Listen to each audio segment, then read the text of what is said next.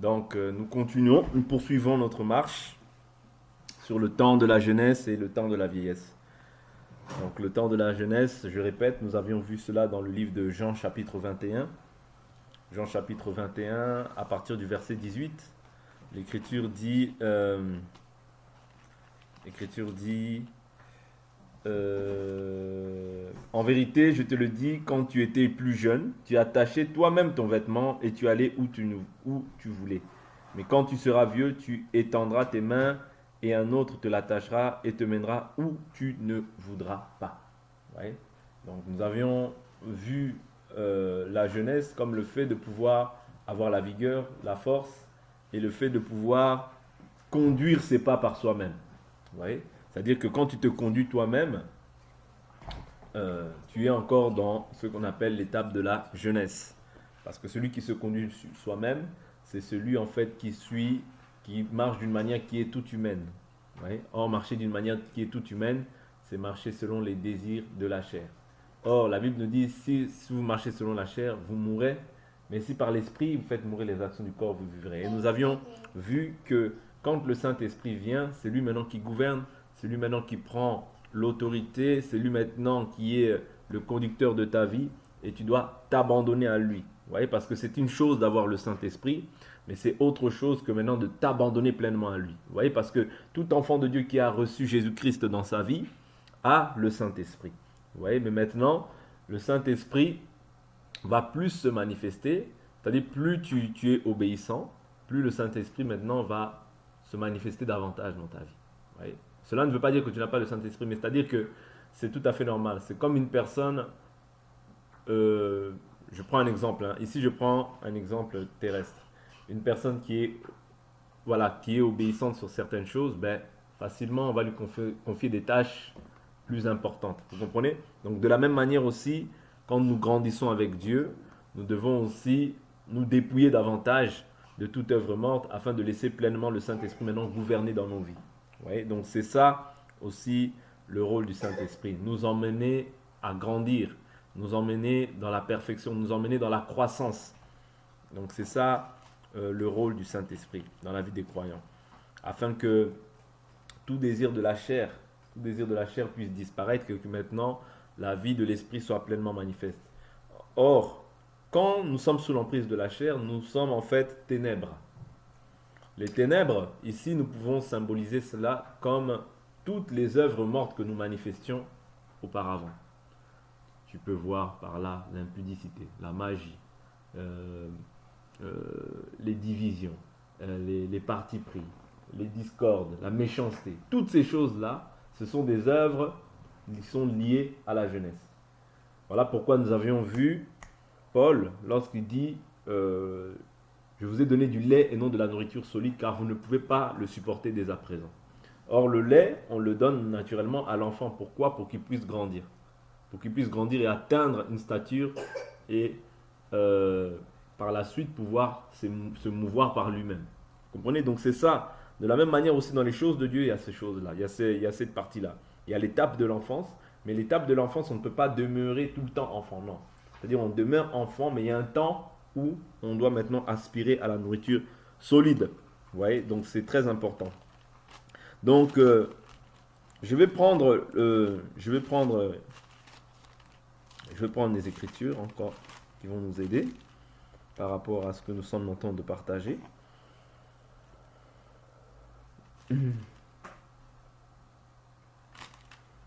Prenons Actes des Apôtres chapitre 9. Actes des Apôtres chapitre 9. Ici, on va voir en fait la vie de l'apôtre Paul. C'est-à-dire que Paul aussi est passé par l'étape de l'enfance. Tout être humain, avant de passer à l'étape d'adulte, il doit d'abord passer par le temps de la jeunesse. Pourquoi? La Bible nous dit dans Jean chapitre 1, verset 12 à 14, mais à tous ceux qui l'ont reçu, à tous ceux qui croient en son nom, il leur a donné le pouvoir de devenir enfants de Dieu. À ceux qui sont nés non de la chair et du sang, mais à ceux qui sont nés de l'esprit. C'est-à-dire, avant de naître de l'esprit, tu nais d'abord de la chair. Or, quand tu nais de la chair, c'est ça. C'est-à-dire, tu es dépourvu encore de l'esprit, tu n'as pas encore reçu le Saint-Esprit, donc naturellement, tu auras une attitude qui va être toujours liée à la chair. Est-ce que vous comprenez? Pourquoi? Parce que tu es né de parents humains. Oui. Mais maintenant, ce que Dieu veut, comme je vous l'ai dit depuis le début de cet enseignement, c'est mettre un terme à tout ce qui est de la chair. Parce que les ténèbres résident dans la chair. Voilà pourquoi naturellement Dieu, qu'est-ce qu'il a fait? Il a condamné le péché dans la chair. Afin quoi? Que nous ne marchions plus selon la chair, mais selon l'esprit. Ça, c'est Romains chapitre 8, versets 2 à 3. Vous voyez? Quand tu marches par la chair, tu es encore sous la loi de l'âge du péché et de la mort. Mais aujourd'hui, nous sommes dans la loi de l'esprit de vie, en Christ Jésus. C'est-à-dire, quand tu reçois Christ Jésus, tu n'es plus sous la loi de l'âge du péché et de la mort, mais tu es sous la loi de l'esprit de vie. Parce que maintenant, ton esprit est vie à cause de Jésus qui est venu habiter dans ton esprit. Vous comprenez? Donc ça, c'est très important. Ne pas oublier ça. C'est-à-dire qu'aujourd'hui, comme je vous l'ai dit hier, je crois, Jésus est venu mettre un arrêt à la mort qui régnait sur toi. C'est-à-dire la mort régnait en toi. Mais maintenant, par le sacrifice dont il s'est offert et par le Saint-Esprit que tu as reçu, Jésus met un terme à la mort afin que la vie soit manifestée. Mais maintenant, de quelle mort on parle? C'est-à-dire, ici on parle de la mort, c'est-à-dire la cessation. Le repos, c'est la cessation du péché. Parce que dans le repos, tu ne travailles plus. Tu te reposes de tes œuvres. Or, quand tu te reposes de tes œuvres, c'est-à-dire que tout le travail que tu fournissais auparavant, Jésus vient mettre un terme à cela. Voilà pourquoi il dit, venez à moi, vous tous qui êtes fatigués et chargés. C'est-à-dire, si tu n'es pas fatigué, si tu n'es pas chargé, inutile pour toi de venir à Jésus. Vaut mieux que tu ailles encore profiter, vaut mieux que tu ailles encore te réjouir selon le monde. Quand tu seras fatigué et chargé, à ce moment-là, tu viendras. Parce que Jésus nous dit, si quelqu'un veut me suivre, qu'il se charge de sa croix. Jésus ne cajole pas les gens quant à ce qui concerne l'évangile. C'est-à-dire qu'il dit, si quelqu'un veut me suivre, qu'il ne hait pas sa propre vie, il ne peut être mon disciple. C'est-à-dire qu'aujourd'hui, nous ne pouvons pas prêcher autre chose que ce que Jésus a présenté. Nous présentons la parole, libre à chacun de l'accepter. Si tu es fatigué et chargé, tu viendras. Si tu n'es pas encore fatigué de ta vie, si tu n'as pas de la haine pour ta propre vie dans ce monde, tu ne peux pas être le disciple de Jésus. Or, le disciple, c'est celui qui suit la volonté du maître. Or, je vous avais dit hier que le maître est esprit. Est-ce que vous comprenez? Le maître est esprit. Or, si toi tu marches selon la chair, tu marches en fait selon la jeunesse. Tu ne peux pas plaire au maître. Est-ce que vous comprenez? C'est-à-dire, le maître est esprit. Les actes qu'il va te demander de poser sont des actes aussi spirituels. Vous voyez? Parce que marcher par l'esprit, c'est marcher en réalité selon la parole. Vous comprenez? Donc, si tu marches maintenant d'une manière toute humaine, il est impossible que tu plaises au maître.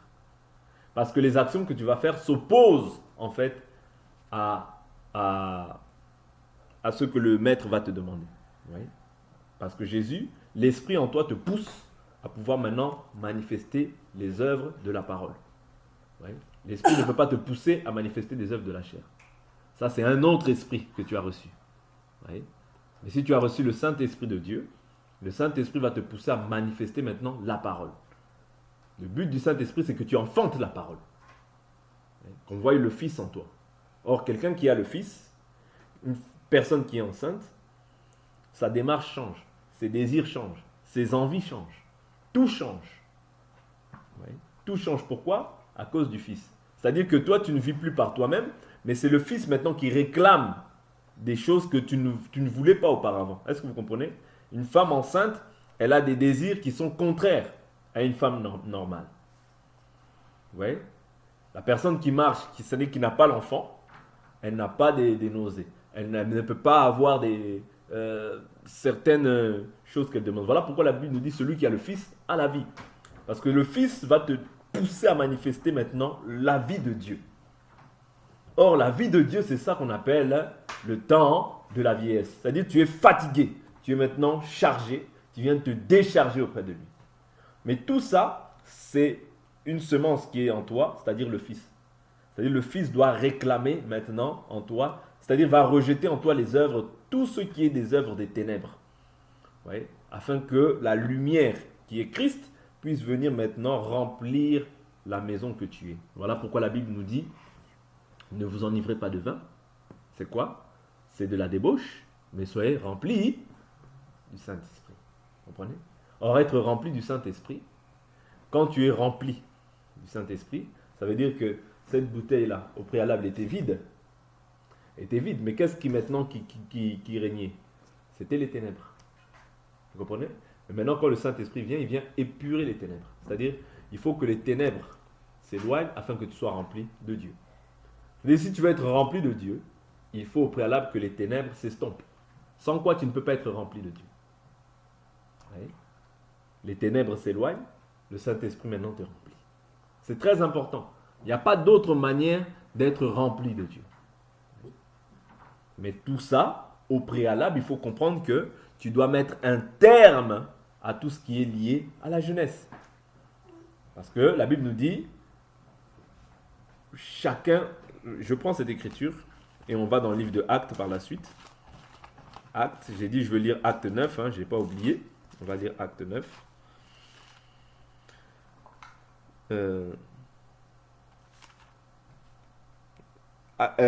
1 Pierre chapitre 2, verset 25. Car vous étiez comme des brebis errantes, mais maintenant vous êtes retournés vers le berger et le gardien de vos âmes. Oui. C'est-à-dire, nous étions des brebis errantes. Tu suivais tes propres voies. Tu marchais comme tu voulais. Le moi dominait en toi. Mais maintenant, ce n'est plus le toi qui doit dominer en toi, mais c'est lui qui doit dominer en toi. Voilà pourquoi, en quelque sorte, aujourd'hui, maintenant, nous sommes esclaves de Christ. L'esclave ne fait plus sa volonté, mais il fait la volonté de son maître. Tu as été racheté à un grand prix. Le fait que tu as été racheté, maintenant, tu te soumets pleinement à la volonté du nouveau maître. Très important. Acte 9. Acte 9. Je prends le verset 3. L'Écriture dit, comme il était en chemin et qu'il approchait de Damas, tout à coup, une lumière venant du ciel resplendit autour de lui. Il tomba par terre et entendit une voix qui lui disait, Saul, Saul, pourquoi me persécutes-tu? Il répondit, qui es-tu, Seigneur? Et le Seigneur dit, moi je suis Jésus, que tu persécutes. Vous voyez? C'est-à-dire, Paul, Saul, vous voyez, lorsqu'il était sous l'emprise et sous les désirs de la chair, il persécutait l'Église. Voilà pourquoi je dis toujours que celui qui marche par la chair persécutera toujours celui qui marche selon l'Esprit. Ça, c'est que tu le veuilles ou non. Ouais. Celui qui marche par la chair persécutera toujours celui qui marche par l'Esprit. La Bible nous parle de Galates chapitre 4. Vous voyez?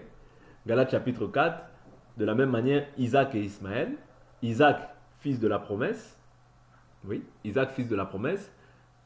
Ismaël, engendré de la chair et du sang.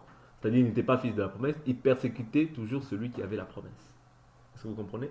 De la même manière, aujourd'hui aussi, nous voyons la même chose. Ça veut dire que celui qui marche par la chair persécutera toujours celui qui marche par l'esprit. Ça, il faut le comprendre. Parce que quand tu vois un homme charnel, s'il te persécute, ne t'énerve pas. Mais comprends que c'est la promesse qui s'accomplit dans ta vie. Est-ce que vous comprenez? C'est très important de comprendre ça. Ouais, c'est juste la promesse qui s'accomplit dans ta vie. Voilà pourquoi la loi, ceux qui marchent selon la loi, persécutent aussi beaucoup ceux qui marchent selon la grâce. Ceux qui sont sous l'emprise de la loi persécutent ceux qui marchent selon la grâce. Ouais. Parce que la grâce révèle les faiblesses de la loi. Est-ce que vous comprenez? Jésus, quand il vient, il dit, pharisiens hypocrites, vous voyez, vous faites ceci, vous faites cela. Vous voyez, c'est-à-dire, il est en train de condamner en fait les œuvres qu'ils font. Vous voyez, parce que ces œuvres-là, ils ne les font pas en fait selon la manière dont ils devaient le faire. Vous voyez, parce que la loi, Jésus dit, devant les hommes, vous paraissez juste, mais vous êtes des tombeaux blanchis. C'est-à-dire que d'apparence comme ça, ils paraissent bien, mais au-dedans, il n'y a rien de bon. Vous êtes plein de rapine, d'intempérance, toutes ces choses-là. Vous voyez, tout ça, c'est dans le cœur. Or, ce que Dieu veut au préalable, c'est ton cœur. Voilà pourquoi la Bible dit, mon fils, donne-moi ton cœur. Vous voyez, parce que tout réside dans le cœur. Je prends un exemple. La Bible nous dit que les pharisiens aimaient la gloire des hommes plutôt que la gloire de Dieu. C'est-à-dire, ils aimaient qu'on les appelle dans les places publiques rabbis. Ils aimaient, voilà, être élevés des hommes. Mais la gloire de Dieu leur était égale. Vous comprenez? C'est ça aujourd'hui. C'est-à-dire cet esprit, je vous ai toujours dit, un esprit ne meurt pas. Voilà pourquoi ces choses-là, tu peux les voir aussi dans la vie de certaines personnes qui sont aussi là à diriger des églises. Parce que l'esprit ne meurt pas. Ouais. Les personnes meurent, mais l'esprit ne meurt pas. Ouais. Le même comportement aujourd'hui demeure. Est-ce que vous comprenez? Donc c'est très important que nous comprenions ça. La loi persécute la grâce. Et la grâce révèle les faiblesses de la loi. C'est ça que faisait Paul. C'est-à-dire, quand Paul il était sous la loi, il était sous les traditions. C'est-à-dire parce que quand Jésus sort d'un système, ou bien quand Dieu sort d'un système, tout ce que les gens font là, c'est l'idolâtrie. Vous voyez, parce que Dieu n'est plus là. C'est-à-dire que quand Dieu sort d'un système, les gens vont rester là à faire le système, mais comme Dieu n'est plus là, il n'agrée plus aussi cette voie-là. De la même manière, Dieu n'agréait plus les voies qui étaient sous la loi, les voies de la loi. Il s'était tourné vers l'Église, ouais, ou bien vers les nations, peu importe, parce qu'il y a une partie aussi d'Israël qui a accepté le message de l'Évangile. Vous voyez, c'est tourné vers l'Église. Donc tout ce que les gens faisaient par la suite, là, c'était l'idolâtrie. Vous comprenez? Donc aujourd'hui, ce que nous devons comprendre, c'est que la loi persécute la grâce. Parce que la grâce nous demande de croire. Quand tu crois, tu es sauvé. Quand tu crois, tu es justifié de tout ce dont tu étais injustifié dans la loi de Moïse.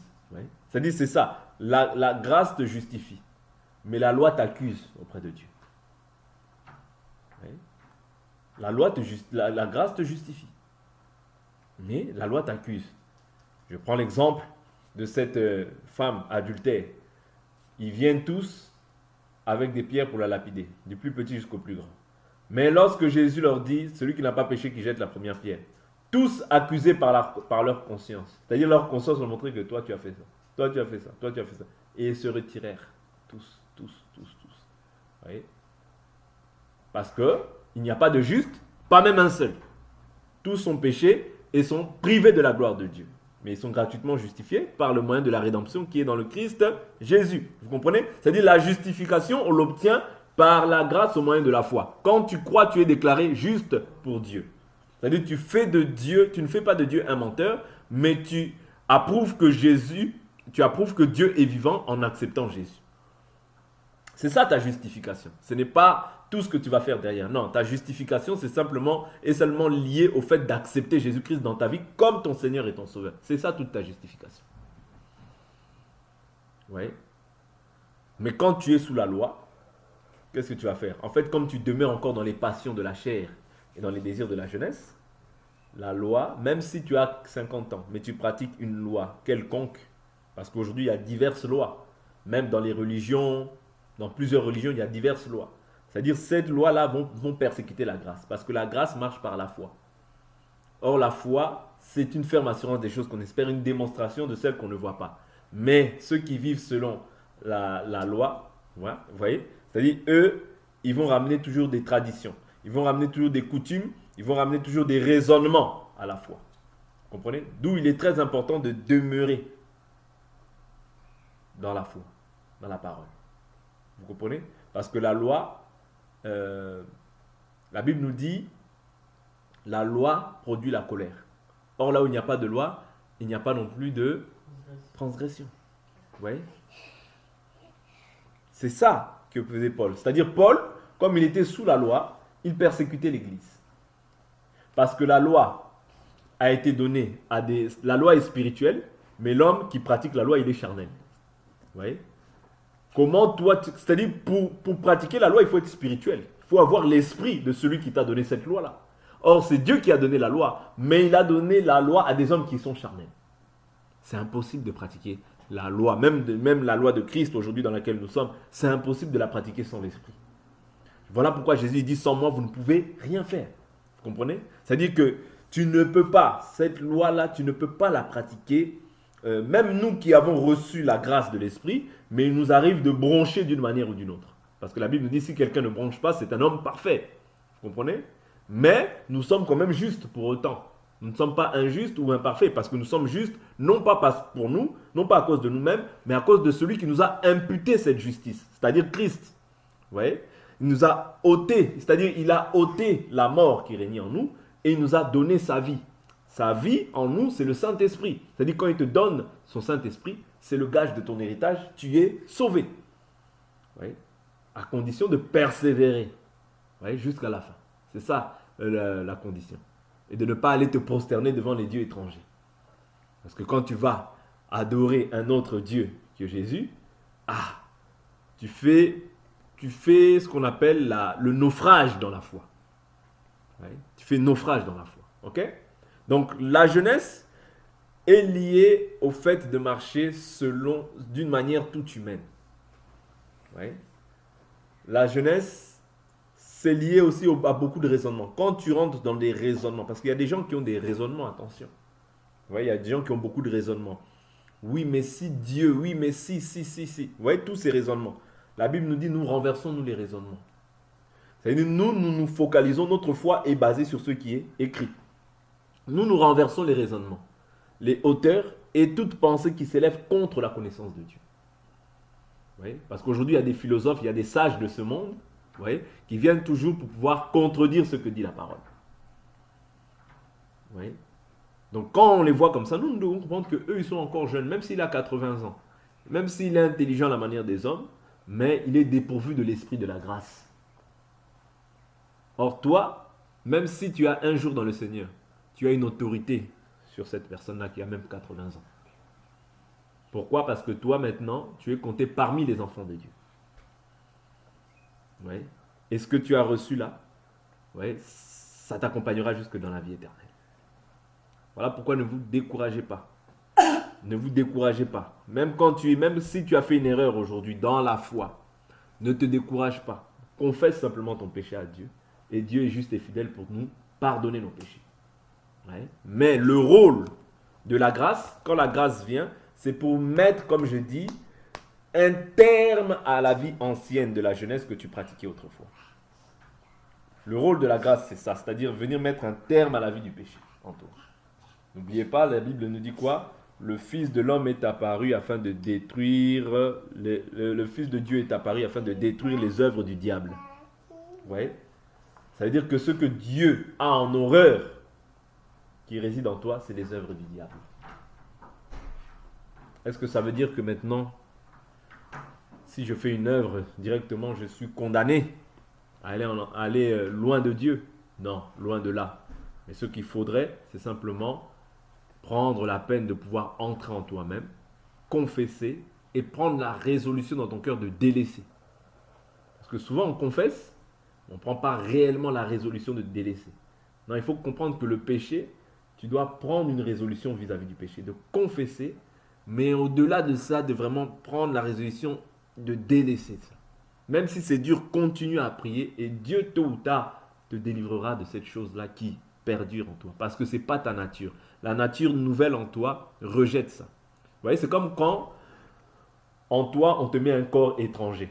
Tu as quelque chose d'étranger. Ton corps va rejeter ça, naturellement. Vous comprenez? Quand il y a un corps étranger en toi, ton corps va le rejeter. Vous voyez? Ton corps va rejeter ça. Pourquoi? Tu ne vas pas comprendre. Je dis, mais mon corps, il ne supporte pas cette chose-là. Mon corps ne supporte pas. Pourquoi? Parce que c'est quelque chose d'étranger à toi. De la même manière, le péché, maintenant, est devenu quelque chose d'étranger à ta vie. Est-ce que vous comprenez?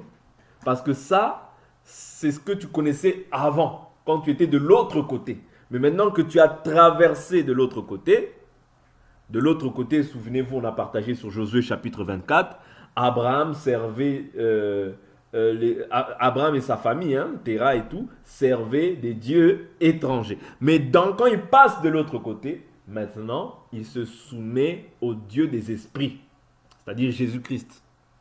Vous voyez? Il se soumet au Dieu des esprits, c'est-à-dire maintenant, ils ont changé de côté. Vous voyez? C'est ça la repentance et la conversion. La repentance, c'est une prise de conscience. Et la conversion, c'est un changement d'attitude. Quand tu te changes d'attitude, tu es métamorphosé, on ne te reconnaît plus. Pourquoi maintenant, cette ancienne vie, tu en as en horreur? C'est ce que dit Paul. Oui. Paul a dit, qui es-tu, Seigneur? Il a dit, je suis Jésus que tu persécutes. Ah, donc on comprend, quand tu persécutes un chrétien, ou quand tu persécutes l'Église, tu persécutes Jésus lui-même. Vous comprenez?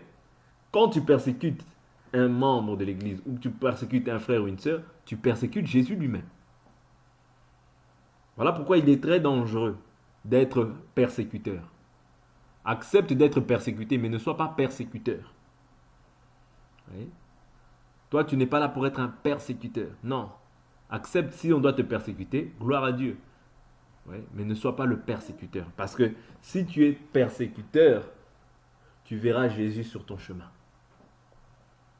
Tu verras Jésus sur ton chemin. Oui. Parce que Jésus, c'est l'époux. L'église, c'est l'épouse. Oui. C'est-à-dire, Jésus combat pour son épouse.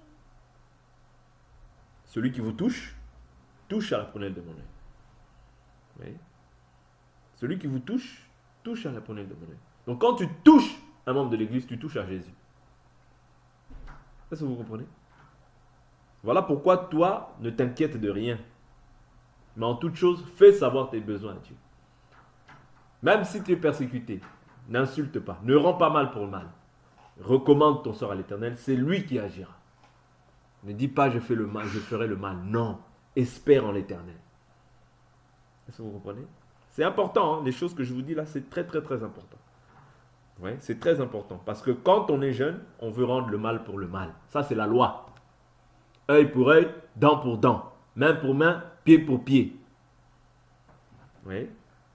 Ça, c'est la loi. Or, ceux qui sont sous la loi, ouais, Dieu, quand tu es sous la loi provoque la colère. La loi provoque la colère. Parce que la loi, la Bible nous dit, elle est faite pour les meurtriers, pour les trafiquants d'esclaves, pour les homosexuels, toutes ces choses-là. La loi est faite pour ça. Pour tout ça, la loi est faite pour ces gens-là. La Bible nous dit, la loi est sainte, pure et bonne. Ouais. Mais pourvu qu'on l'utilise avec un usage légitime. C'est-à-dire que la loi, je dois prendre, c'est vrai que la loi est bonne, mais il y a c'est-à-dire si je considère la loi dans son entièreté, je dois considérer la loi dans son entièreté, mais la loi maintenant aujourd'hui doit être expliquée. Ouais. Mais si je prends la loi, chaque loi, je les amène aujourd'hui, tu vas être un meurtrier. C'est-à-dire toi tu vois une femme, parce que, prenons un exemple, la fille d'un sacrificateur qui faisait, qui se souillait dans la maison de ses parents, elle était brûlée. La femme qui allait prendre un autre mari, et la femme et le mari étaient lapidés. C'est-à-dire que si on prend la loi au jour d'aujourd'hui, là, tu vas aller en prison toute ta vie. Voilà pourquoi la loi, il faut l'expliquer. C'est-à-dire, il y a des choses qui ont mis un terme. Aujourd'hui, la lapidation n'est plus une lapidation physique. Non. C'est-à-dire, aujourd'hui, la lapidation, c'est les Écritures. Oui. Mais si tu prends la loi dans son entièreté comme ça, waouh, il y aura beaucoup de gens en prison. Vous comprenez? D'où il est important de pouvoir comprendre ce qui est légitime dans la loi et ce qui est à prendre dans la loi pour ne pas tomber en fait dans des extrêmes. C'est même plus des extrêmes, c'est vraiment dans la barbarie, quoi. Ouais. Pour ne pas tomber dans ces dérives sectaires, il faut savoir ce qui est juste et bon dans la loi, ce qui est à prendre et ce qui est à expliquer. Ouais, à expliquer, pas à rejeter parce qu'on doit l'expliquer aujourd'hui. Ouais, ces choses-là prennent une autre forme. Okay? Mais ce n'est pas quelque chose qu'on doit rejeter parce que Jésus dit, je ne suis pas venu abolir la loi, mais je suis venu pour l'accomplir. C'est-à-dire l'accomplissement de la loi, c'est l'amour. Ouais? C'est l'amour que Jésus a expliqué. Vous comprenez? Donc nous aussi, quand nous prenons des écritures dans la loi, nous devons les expliquer parce que les apôtres expliquaient la loi, les psaumes et les prophètes. Ouais? Et tout ça parlait de Jésus. Donc on doit l'expliquer par rapport à l'écriture et non pas abolir parce que Jésus n'est pas venu abolir. C'est très important. Donc le temps de la jeunesse, le temps de la vieillesse, c'est différent. Paul, lorsqu'il maintenant, il devient aveugle, quand Jésus le frappe, il devient aveugle. Vous voyez? Et par la suite, il voit. C'est-à-dire, il voyait, il avait les yeux ouverts, mais il était aveugle. C'est ça la loi. C'est-à-dire, tu as les yeux ouverts comme ça, mais tu es aveugle. Est-ce que vous comprenez? Parce que Paul marche, il avait les yeux ouverts, mais aveugle. C'est-à-dire, tout ce qu'il faisait là, c'était l'aveuglement. Or, l'Écriture dit quoi? Ouais, il faudrait qu'on mette du collier à tes yeux pour que tu vois. Ouais. Donc, on doit mettre du collier à tes yeux pour que tu vois. Ça, c'est Apocalypse qui parle de ça. Ouais. Apocalypse. Pas de ça, c'est des choses qu'on met dans les yeux. Vous voyez? Donc, c'est ça. On doit mettre du collier à tes yeux pour que tu voies. Et par la suite, quand les écailles sont tombées, maintenant, il a vu. Il a vu. C'est-à-dire que tous ceux qui sont sous la loi sont encore aveugles. Et la loi persécute la grâce. En d'autres termes, si on peut utiliser ça comme ça, la jeunesse persécute la vieillesse. Oui? La jeunesse persécute la vieillesse. Souvenez-vous d'Élysée. Quand les jeunes disaient « Monte chauve, monte chauve ». Vous voyez, qu'est-ce qui s'est passé par la suite? Ils ont été mangés. Ouais. Monte chauve. Or, quelqu'un qui est chauve dans la loi, c'est quelqu'un qui est pur. Ça, c'est Lévitique. Lévitique nous dit que quand quelqu'un a les cheveux dégarnis, c'est impur. C'est-à-dire c'est un homme qui est pur. Donc, Élisée était pur. Vous voyez? Mais les ours se sont chargés d'eux. Vous comprenez? Donc, c'est ça. Quand tu es jeune, tu vas persécuter celui qui est dans la vieillesse. Voilà pourquoi nous devons aspirer tous à cette vieillesse-là, à vivre la parole, afin que les désirs de la chair ne soient pas manifestes. Vous voyez? Afin que nous soyons une même âme, un même cœur, une même pensée, un même esprit. Est-ce que vous comprenez? C'est ça le but de l'évangile. Vous voyez? Nous rendre saints, nous rendre parfaits comme Jésus est parfait. Nous rendre saints comme il est saint. Vous voyez? Lui, il est saint. Nous devons l'imiter lui parce que nous sommes aujourd'hui disciples. Un disciple, c'est celui qui suit le maître. À la loupe. Ah, là, je pose cette action. Est-ce que Jésus a posé cette action? C'est ça le disciple. Ah, là, je fais ça. Ah, là, je prononce telle parole. Est-ce que Jésus est content de moi? Vous voyez? C'est-à-dire que les actions que je pose, je ne les pose plus d'une manière toute humaine. Parce que si tu fais tu poses des actions d'une manière toute humaine, tu vas les poser selon ta volonté. Mais si tu fais, avant de faire une action, qu'est-ce que dit l'Écriture? C'est ça. Vous voyez, marcher d'une manière spirituelle.